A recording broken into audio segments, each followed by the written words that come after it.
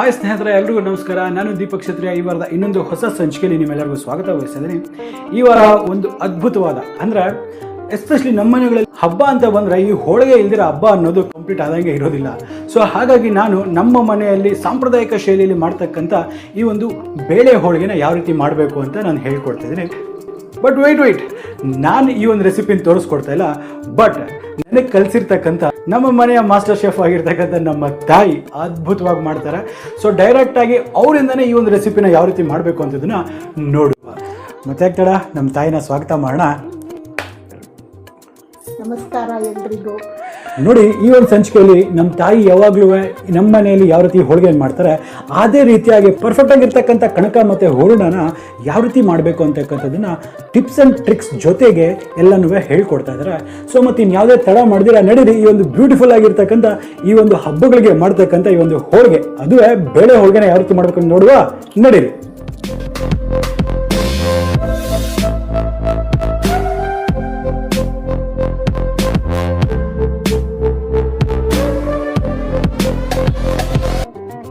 ನೋಡಿ, ಈಗ ಪರ್ಫೆಕ್ಟ್ ಆಗಿರ್ತಕ್ಕಂಥ ಕಣಕ ಯಾವ ರೀತಿ ಮಾಡಬೇಕು ಅನ್ನೋದನ್ನು ನೋಡುವ. ಸೊ ಹಾಗಾಗಿ ನಾನೊಂದು ಇಲ್ಲಿ ಮಿಕ್ಸಿಂಗ್ ಬೌಲ್ನ ತೊಗೊಂಡಿದ್ದೀನಿ. ಇದರಲ್ಲಿ 1 ಕಪ್ನಷ್ಟು ಈ ಒಂದು ಮೈದಾನ ತೊಗೊಂಡಿದ್ದೀನಿ. ಈ ಮೈದಾನ ಹಾಕೊಳ್ಳುವ. ಅದೇ ರೀತಿ ಈ ಒಂದು ಟೇಬಲ್ ಸ್ಪೂನ್ ಅಷ್ಟು ಚಿರುಟಿ ರವೆನ ಹಾಕೊಳ್ತೇನೆ. ಹಾಗೆ ಒಂದು 1/4 ಟೀ ಸ್ಪೂನ್ ಅಷ್ಟು ಅರಿಶಿನ, ಹಾಗೆ ಒಂದೆರಡು ಚಿಟಿಕೆ ಅಷ್ಟು ಉಪ್ಪು. ಸೊ ಈಗ ಎಲ್ಲನೂ ಒಂದ್ಸತಿ ಚಂದ ಮಿಕ್ಸ್ ಮಾಡ್ಕೊಳ್ಳುವ. ಈಗ ಇದು ಎಲ್ಲ ಒಂದಕ್ಕೊಂದು ಚೆನ್ನಾಗಿ ಹೊಂದ್ಕೊಂಡಿದೆ. ಸೊ ಈಗ ಏನು ಮಾಡುವ, ಇದರಲ್ಲಿ ಒಂದು ಸ್ವಲ್ಪ ನೀರನ್ನು ಹಾಕಿಬಿಟ್ಟು ಇದನ್ನು ಒಂದು ಸಾಫ್ಟ್ ಡೋ ಆಗಿ ಇದನ್ನು ಕಲಿಸ್ಕೋಬೇಕಾಗತ್ತೆ.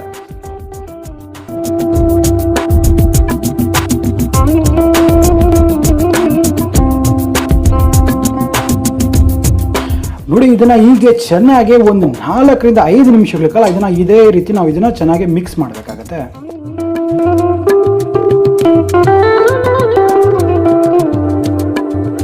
ನೋಡಿ, ಈಗ ಇದು ಚೆನ್ನಾಗಿ ಒಂದು 5 ನಿಮಿಷಗಳ ಕಾಲ ಇದನ್ನು ಚೆನ್ನಾಗಿ ನಾನು ನೀಡ್ ಮಾಡಿದ್ದೀನಿ. ಸೊ ನೋಡಿ ಎಷ್ಟು ಸಾಫ್ಟ್ ಆಗಿದೆ. ಮತ್ತು ನೋಡಿ, ಈ ರೀತಿ ಇದು ಬರಬೇಕು, ಸಾಗಬೇಕು. ಇಷ್ಟು ಆಗೋವರೆಗೂ ನಾವು ಇದನ್ನು ಚೆನ್ನಾಗಿ ನಾವು ನೀಡ್ ಮಾಡಲೇಬೇಕು. ಸೊ ಈಗೇನು ಮಾಡುವ, ಇದರಲ್ಲಿ ಒಂದು 2 ಟೇಬಲ್ ಸ್ಪೂನ್ ಅಷ್ಟು ಎಣ್ಣೆನ ಹಾಕೊಳ್ಳುವ. ನೋಡಿ, ಹಾಕಿರ್ತಕ್ಕಂಥ ಇಷ್ಟು ಎಣ್ಣೆನೂ ಚೆನ್ನಾಗಿ ಹೀರ್ಕೊಳ್ಳೋ ಹಾಗೆ ಇದನ್ನು ಸ್ವಲ್ಪ ಮಿಕ್ಸ್ ಮಾಡುವ. ಇದು ತುಂಬ ಇಂಪಾರ್ಟೆಂಟ್ ಸ್ಟೆಪ್ ಇದು.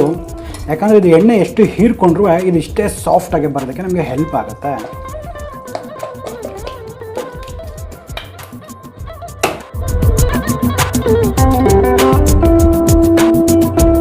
ಸೊ ಈಗ ಎಲ್ಲ ಮಿಕ್ಸ್ ಆಗಿದ್ದು ಕರೆಕ್ಟಾಗಿ ಆಗಿದೆ. ಇದರಲ್ಲಿ ಇನ್ನು ಸ್ವಲ್ಪ ಎಣ್ಣೆನ ಹಾಕಿಬಿಟ್ಟು ಸ್ವಲ್ಪ ಎಣ್ಣೆನ ಹಾಕಿಬಿಟ್ಟು ಈಗ ಇದನ್ನು ಕಂಪ್ಲೀಟಾಗಿ ನೆನೆಯೋದಕ್ಕೆ ಬಿಟ್ಬಿಡು. ನೋಡಿ, ಇಲ್ಲಿ ಒಂದು ಪಾಟ್ನ ಬಿಸಿ ಮಾಡೋಕ್ಕೆ ಇಟ್ಟಿದ್ದೀನಿ. ಇಲ್ಲಿ ನೆನೆಸಿರ್ತಕ್ಕಂಥ ಈ ಒಂದು ತೊಗರಿಬೇಳೆ ಏನಿದೆ, ಸೊ ಈ ತೊಗರಿಬೇಳೆಯನ್ನು ಇದರಲ್ಲಿ ಹಾಕ್ಕೊಳ್ತೇನೆ. ನೋಡಿ, ಹಾಗೆ ಇದರಲ್ಲಿ ಈ ಒಂದು 1/4 ಟೀ ಸ್ಪೂನ್ ಅಷ್ಟು ಅರಿಶಿಣವನ್ನು ಸಹ ಹಾಕೊಳ್ಳುವ. ನೋಡಿ, ನಾನು ಈ ಒಂದು ಕಪ್ಪಲ್ಲಿ 1 ಕಪ್ನಷ್ಟು ತೊಗರಿಬೇಳೆ ಅಂತ ತೊಗೊಂಡಿದ್ದೆ. ಸೊ ಹಾಗಾಗಿ ಇದರಲ್ಲೇ 1 ಕಪ್ನಷ್ಟು ನೀರನ್ನು ನಾನು ಹಾಕ್ಕೊಳ್ತಾ ಇದ್ದೇನೆ.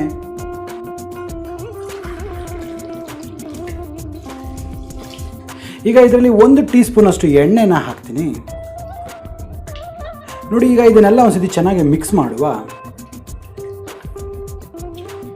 ಸೊ ಈಗ ಲಿಡ್ಡನ್ನ ಕ್ಲೋಸ್ ಮಾಡಿಬಿಟ್ಟು ಒಂದು 10 ರಿಂದ 15 ನಿಮಿಷಗಳ ಕಾಲ ಇದನ್ನು ಚೆನ್ನಾಗಿ ಕುಕ್ ಆಗೋದಕ್ಕೆ ಬಿಡುವ.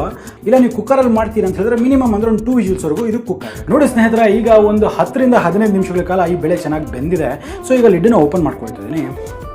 ಈ ಬೇಳೆ ಎಲ್ಲ ಪರ್ಫೆಕ್ಟ್ ಆಗಿದೆ. ನೋಡಿ, ಎಲ್ಲೂ ಸಹ ನೀರಿನ ಅಂಶ ಇದರಲ್ಲಿ ಇಲ್ಲ. ನೋಡಿ, ಈಗ ಇದರಲ್ಲೇ ಕ್ಲೀನಾಗಿ ಬೆಂದೋಗ್ಬಿಟ್ಟಿದೆ ಅಂತ ಅರ್ಥ. ಸೊ ನೋಡಿ, ಈ ಬೇಳೆ ಸಹ ಪರ್ಫೆಕ್ಟಾಗಿ ಕುಕ್ ಆಗಿದೆ. ನೋಡಿ, ಈ ರೀತಿ ಪ್ರೆಸ್ ಮಾಡಿದ್ರೆ ಈ ರೀತಿ ಮೆತ್ತಗೆ ಆಗ್ತಾ ಇದೆ ಎಲ್ಲನೂ. ಸೊ ಇದು ಪರ್ಫೆಕ್ಟಾಗಿ ಆಗಿದೆ ಅಂತ ಅರ್ಥ. ನೋಡಿ, ನಾನೀಗ ಇದೇ 1 ಕಪ್ನಲ್ಲಿ 1/4 ಕಪ್ನಷ್ಟು ಬೆಲ್ಲ ತೊಗೊಂಡಿದ್ದೀನಿ. ನೀವು ನೋಡ್ತಿರ್ಬೋದು, ನಾನು ಕಪ್ಪು ಬೆಲ್ಲ ತೊಗೊಂಡಿದ್ದೀನಿ. ಸಾಧ್ಯ ಆದಷ್ಟು ಕಪ್ಪು ಬೆಲ್ಲನ ಯೂಸ್ ಮಾಡಿ. ಸೊ ಈಗ ಈ ಬೆಲ್ಲನೂ ನಾನು ಇದರಲ್ಲಿ ಹಾಕ್ಕೊಳ್ತಾ ಇದ್ದೀನಿ. ಇದ್ರ ಜೊತೆ 1/4 ಕಪ್ನಷ್ಟು ಈ ಕೊಬ್ಬರಿಯನ್ನು ಹಾಕ್ಕೊಳ್ತಾ ಇದ್ದೀನಿ.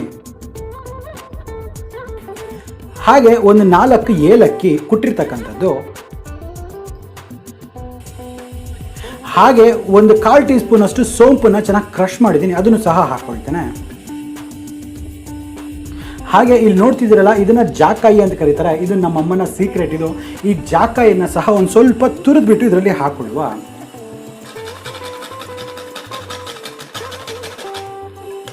ಸೊ ನೋಡಿ, ಈಗ ಇದನ್ನೆಲ್ಲನೂ ಚಂದ ಒಂದ್ಸತಿ ಮಿಕ್ಸ್ ಮಾಡೋಣ. ನೋಡಿ, ಇದು ಮಿಕ್ಸ್ ಮಾಡ್ತಾ ಏನಾಗುತ್ತೆ, ಬೆಲ್ಲ ಕರಗ್ಬಿಟ್ಟು ಸ್ವಲ್ಪ ನೀರಾಗಿ ಬರೋಕ್ಕೆ ಶುರು ಆಗುತ್ತೆ. ಈ ಬೇಳೆ ಮತ್ತು ಬೆಲ್ಲ ಎಲ್ಲ ಚೆನ್ನಾಗಿ ಮಿಕ್ಸ್ ಆಗಿಬಿಟ್ಟು ಇದು ಒಂದು ಒಳ್ಳೆ ಪಾಕದ ಕನ್ಸಿಸ್ಟೆನ್ಸಿಗೆ ಬರಬೇಕಾಗತ್ತೆ. ನೀವೆಲ್ಲ ಯೋಚನೆ ಮಾಡ್ತಿರ್ಬೋದು, ಇದರಲ್ಲಿ ಯಾಕೆ ನಾನು ಕಟ್ಟನ್ನು ಬೇರ್ಪಡಿಸಲಿಲ್ಲ ಅಂದ್ಬಿಟ್ಟು. ಕಾರಣ ಏನಪ್ಪ ಅಂತ ಹೇಳಿದ್ರೆ, ಕಟ್ಟನ್ನು ತೆಗೆದುಬಿಟ್ರೆ ಇದರಲ್ಲಿ ಇರ್ತಕ್ಕಂಥ ಟೇಸ್ಟೇ ಮೇನ್ ಹೋಗ್ಬಿಡುತ್ತೆ. ಸೊ ಬೇಕಾದ್ರೆ ನೀವು ಆ ಒಂದು ಮೆಥಡ್ನ ಕೂಡ ಫಾಲೋ ಮಾಡ್ಬೋದು. ಆ ಕಟ್ಟನ್ನು ತೆಗೆದಿರ ಮಾಡ್ತಿದ್ದೀನಲ್ಲ, ಈ ಒಂದು ಮೆಥಡಲ್ಲಿ ಮಾಡಿದ್ರೆ ಆ ಒಂದು ಬೇಳೆಲಿರ್ತಕ್ಕಂಥ ಟೇಸ್ಟ್ ಎಲ್ಲ ಈ ಒಂದು ಹೂರ್ಣಕ್ಕೆ ಇರುತ್ತೆ. ಸೊ ಹಾಗಾಗಿ ನಾವು ಮಾಡ್ತಕ್ಕಂಥ ಈ ಒಂದು ಒಬ್ಬಟ್ಟು ಸಹ ಅಷ್ಟೇ ಅದ್ಭುತವಾಗಿರುತ್ತೆ.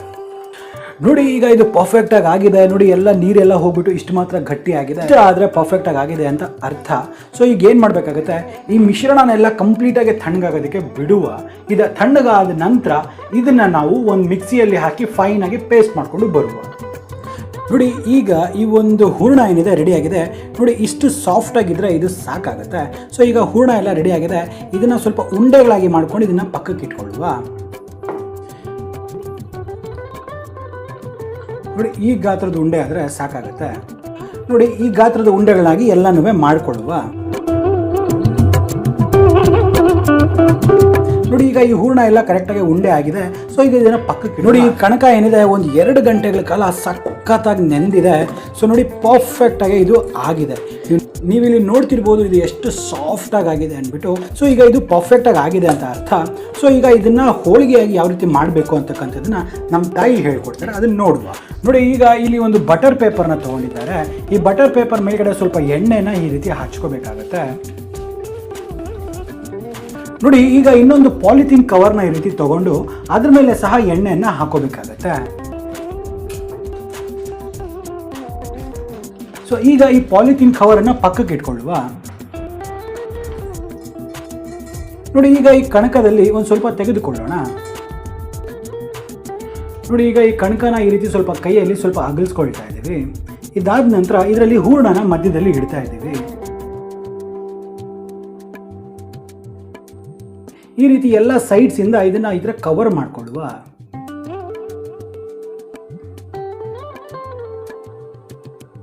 ಸೊ ಇದನ್ನೆಲ್ಲ ಕಂಪ್ಲೀಟಾಗಿ ಈ ರೀತಿ ಎಲ್ಲ ಸೀಲ್ ಮಾಡಿಬಿಟ್ಟು ಈಗ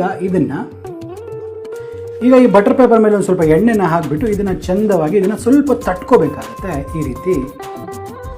ಈಗ ಇದ್ರ ಮೇಲ್ಗಡೆ ಈ ಒಂದು ಪಾಲಿಥೀನ್ ಕವರ್ನ ಹಾಕಿಬಿಟ್ಟು ಈಗ ಇದನ್ನು ಈ ರೀತಿ ಇದಕ್ಕೆ ತೆಳ್ಳಕ್ಕೆ ನಾವು ಒತ್ಕೋಬೇಕಾಗತ್ತೆ.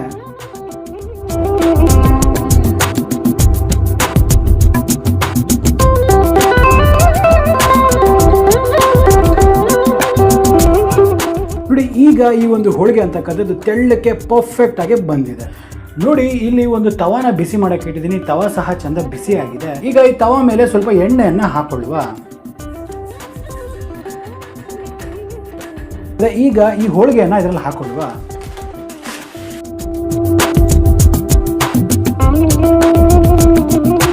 ಈಗ ಇದು ಪರ್ಫೆಕ್ಟ್ ಆಗಿ ಆಗಿರುತ್ತೆ. ಇದನ್ನು ಒಂದ್ಸತಿ ತಿರುಗಿಸುವ. ನೋಡಿ, ಈಗ ಈ ಹೋಳಿಗೆ ಅಂತಕ್ಕಂಥದ್ದು ಪರ್ಫೆಕ್ಟ್ ಆಗಿ ರೆಡಿ ಆಗಿದೆ. ಸೊ ಈಗ ಇದನ್ನು ತೆಗೆದಿಟ್ಕೊಳ್ಳುವ. ನೋಡಿ, ಈಗ ಈ ಒಂದು ಹೋಳಿಗೆ ಸಹ ರೆಡಿ ಆಗಿದೆ. ಸೊ ನೋಡಿ, ಇಷ್ಟೇ ಈ ಒಂದು ಹಬ್ಬದ ಅಡುಗೆಗಳಲ್ಲಿ ಮಾಡ್ತಕ್ಕಂಥ ಈ ಒಂದು ಹೋಳಿಗೆ ಮಾಡ್ತಕ್ಕಂಥದ್ದು ಇಷ್ಟು ಸುಲಭ. ನೋಡಿದ್ರಲ್ಲ, ಇಷ್ಟ ಆಯ್ತಾ? ಸೊ ಹಾಗಾದರೆ ನಾನು ಮುಂದಿನ ಸಂಚಿಕೆಯಲ್ಲಿ ಮತ್ತೆ ಭೇಟಿ ಆಗ್ತೀನಿ. ಅಲ್ಲಿವರೆಗೂ ನಾನು ನಿಮ್ಮ ದೀಪಕ್ ಕ್ಷತ್ರಿಯ ಸೈನಿಂಗ್ ಆಫ್ ಅಂಡ್ ಜೈ ಹಿಂದ್, ಜೈ ಕರ್ನಾಟಕ, ನಮಸ್ಕಾರ.